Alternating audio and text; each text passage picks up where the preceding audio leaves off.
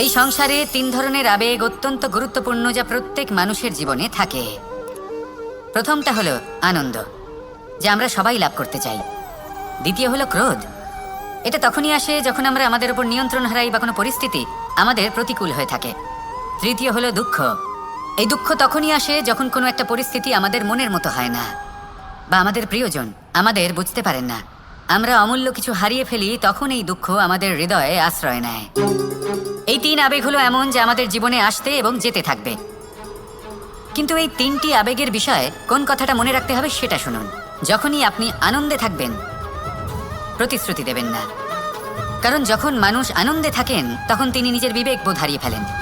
দ্বিতীয়ত, যখনই আপনি ক্রুদ্ধ হবেন, উত্তর দেবেন না, কারণ ক্রোধের বশে যে উত্তরই দেবেন সেটা শুভ হবে না। তৃতীয়ত, যখনই আপনি দুঃখী থাকবেন, কোনো সিদ্ধান্ত নেবেন না, তখন নিজের মনের ওপর, নিজের কর্মের ওপর, নিজের উপর নিয়ন্ত্রণ রাখতে চেষ্টা করুন।